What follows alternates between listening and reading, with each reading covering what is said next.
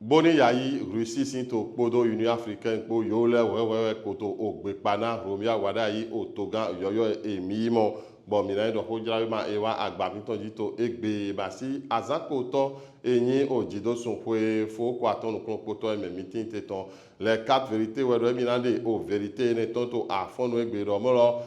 boni yayi kpo Russie sinto kpodo Union Africaine kpo yele we pagbena o Romia wada yi mo Martina losu emoromolo boni yayi pagbena Romia wada yi la boussole ewo wa moromolo nuwe ne de boni yayi bayiro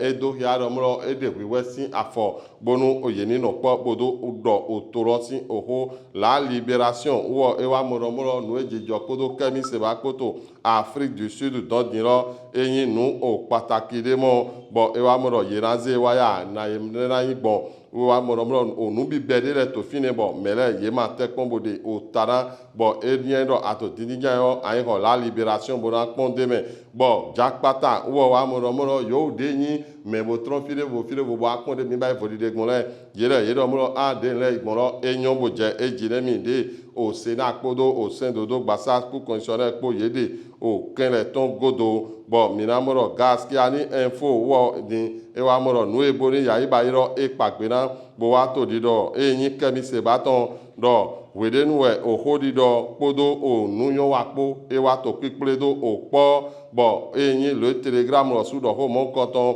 bo fraternité wo wa moro o réaction républicaine wo yayi boni edomo bo ewa so to nu de le bio eyin o togan yoyolo lo bo minayen do moro le potentiel ou minado fomo bo o wa to di do mo o wada idin mele bi pata we to o gbe pane kaka je